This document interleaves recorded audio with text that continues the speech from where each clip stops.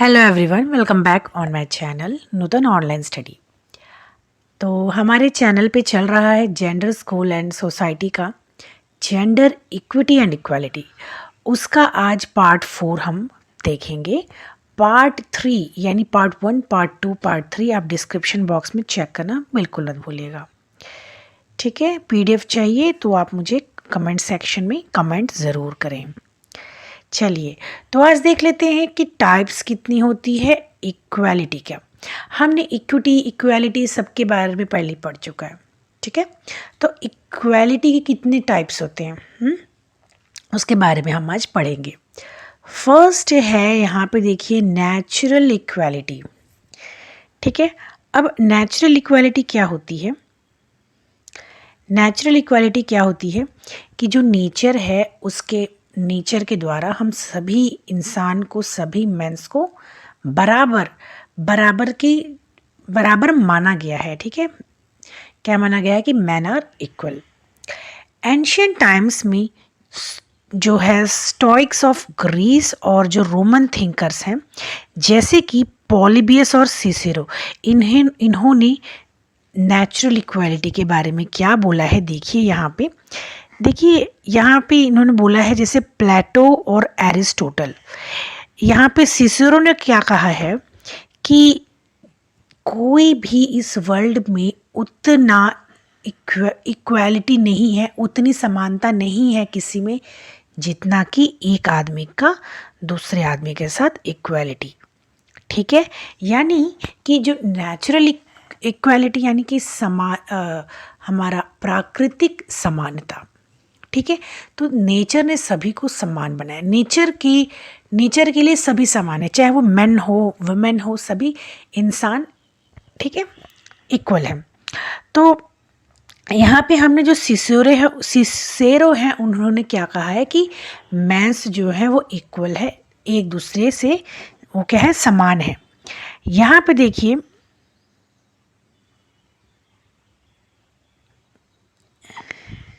चलिए यहाँ पे देखिए आगे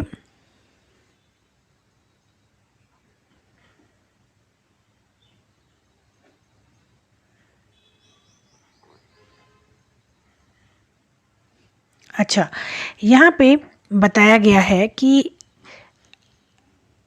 identifying the law of nature and with the law of God, the Christian thinkers upheld the principle of natural equality of mankind as sanctioned by biblical injection of fatherhood of God and brotherhood of man। यानी कि law of nature है और law of जो God है, जो Christian जो thinkers हैं उनका क्या मानना है कि जो नेचुरल इक्वालिटी होती है वो क्या है, उन लोग फॉलो करते हैं नेचुरल इक्वालिटी के प्रिंसिपल्स को। ठीक है, upheld the principle of natural equality.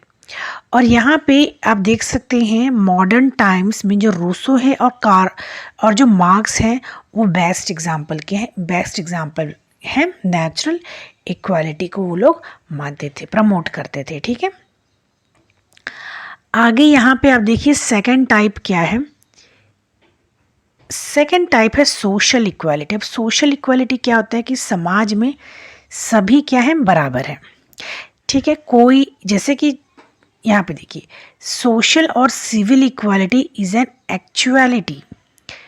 इसमें क्या है कि सबको बराबर राइट्स, सबको बराबर अपॉर्चुनिटीज़ मिलनी चाहिए, चाहे वो किसी भी तरीके की जैसे अपॉर्चुनिटीज़ होती हैं और मतलब हर चीज़ में सभी को बराबर का हक, बराबर की समानता मिलनी चाहिए। ठीक है, in the world of law we come across the principle of equality before law and its equal protection for all. सभी की ठीक है, तो किसी भी तरीके के कानून से पहले हर एक इंसान के जो प्रोटेक्शन, जो हर एक इंसान की जो इक्वालिटी होती है, जो सोशल इक्वालिटी होती है वो ज़्यादा महत्वपूर्ण होता है। और सभी इंसान के, सभी इंडिविजुअल्स के उन सभी राइट्स को, उन सभी इक्वालिटी को प्रोटेक्ट करना चाहिए। चाहे यहाँ पे देखिए, चाहे वो बहुत बड़े पद पर हो, जैसे वो प्राइम मिनिस्टर हो, चाहे वो कांस्टेबल हो या वॉचमैन हो, यानी बड़े पद से लेकर छोटे पद तक चाहे कोई भी मतलब पद पर हो, चाहे वो कोई भी कास्ट से आता हो, ठीक है। सभी का क्या है, सोशल इक्वालिटी का जो हक है, मतलब जितने भी जो उसको इक्वालिटी, जो जितने भी उसको राइट्स हैं, सबको बराबर मिला हुआ है, ठीक है। चलिए अब आगे देख लेते हैं हम लोग थर्ड। थर्ड क्या है यहाँ पे,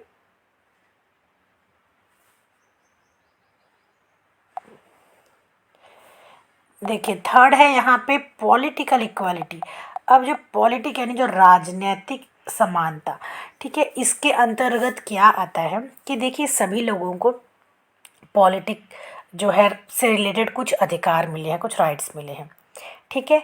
तो वो राइट्स उसके लिए इक्वालिटी, सबको समान अधिकार मिले हुए हैं, जिसमें कि religion, caste, creed, race, wealth, language, इन सभी से रिलेटेड किसी भी तरीके का डिस्क्रिमिनेशन नहीं किया जाएगा। और सभी एडल्ट सिटीज़न को अधिकार है फ्रेंचाइजी के लिए, चाहे वो कोई भी इलेक्शन के लिए लड़ सकता है, ठीक है, और पब्लिक एम्प्लॉयमेंट के लिए कर सकता है, ठीक है, कोई ऑफिशियल पॉलिसी को सपोर्ट कर सकता है, एक्टिविटी को सपोर्ट कर सकता है, ठीक है। तो इसका मतलब क्या है कि सभी को अधिकार मिले हुए हैं, और सभी जो ये पॉलिटिकल्स अधिकार है, सबको इक्वल अधिकार मिले हुए हैं, ठीक है। आगे देखते हैं। तो यहाँ पे देखिए कि there is no political equality if there are civil restriction on the freedom of franchise, यानी इन सभी जिसमें हमने बातें किया, अगर उसमें किसी भी तरीके का जो रेस्ट्रिक्शन है, रोक मिल होगा, तब फिर हम उस वो पॉलिटिकल इक्वालिटी नहीं है। पॉलिटिकल इक्वालिटी मतलब सभी तरीके, सभी जो हमने अभी अधिकार पढ़े हैं, राइट्स पढ़े हैं, उसमें सभी को इक्वल अधिकार मिलना चाहिए, ठीक है। चलिए अब आगे देख लेते हैं। तो आगे है यहाँ पे इकोनॉमिक इक्वालिटी। अब जो इकोनॉमिक इक्वालिटी है, ये जो है कार्ल मार्क्स के आइडिया पर वर्क करता है। अब कार्ल मार्क्स के आइडिया पर वर्क करता है, जो कि इकोनॉमिक इक्वालिटी में बेस था। लॉर्ड ब्राइसे क्या कहते हैं कि इकोनॉमिक इक्वालिटी में क्या होना चाहिए कि जो वेल्थ है, वेल्थ वो बराबर डिस्ट्रीब्यूट होना चाहिए, मैन हो वुमेन हो, ठीक है। तो इससे क्या होता है कि इट मीन्स जो वेल्थ जो होते हैं वो सभी के द्वारा बराबर, सभी को वेल्थ मतलब मिले, सभी को, चाहे वो गरीब हो चाहे अमीर, डिस्ट्रीब्यूशन अगर बराबर होगा, अच्छे तरीके से होगा, तो चाहे गरीब हो तो वो भी अपनी ज़िंदगी अच्छी तरीके से एंजॉय कर सकता है, ठीक है। और इससे जो गरीबी है वो भी ख़त्म होगी, ठीक है। तो उनका क्या मानना है कि जो प्राइमरी नीड्स होते हैं सभी इंसान के पूरे किए जाने चाहिए, और अगर प्राइमरी नीड्स इंसान के किसी भी इंडिविजुअल के पूरे नहीं हो रहे हैं, तब हम उसे रियल डेमोक्रेसी नहीं कह सकते हैं, ठीक है। चलिए अब आगे देख लेते हैं।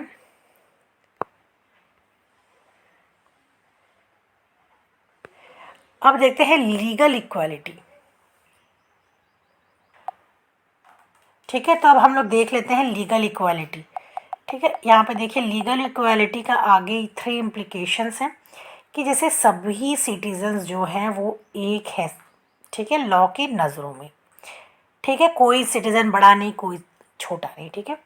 और जो लाइफ और प्रॉपर्टी, इसके जो प्रोटेक्शन है वो उसका गारंटी कौन लेता है, लॉ लेता है। कोई भी अगर पनिशमेंट करेगा तो उसको सज़ा भी कौन देगा, लॉ देगा, ठीक है, हमारा कानून भी देगा। तो इसीलिए जो लाइफ है और प्रॉपर्टी है, उसकी जो हर एक सिटीज़न की उसकी गारंटी लॉ लेता है विदाउट एनी डिस्क्रिमिनेशन, ठीक है। और जो जस्टिस है सबको मिलेगी, ठीक है, एट लो कॉस्ट में, बिना किसी देरी के और बिना किसी डिस्क्रिमिनेशन के, सोशल या इकोनॉमिक पोजीशन के, सबको बराबर मिलेगी, ठीक है। चलिए आगे देखते हैं इंटरनेशनल इक्वालिटी। यहाँ पे देखिए,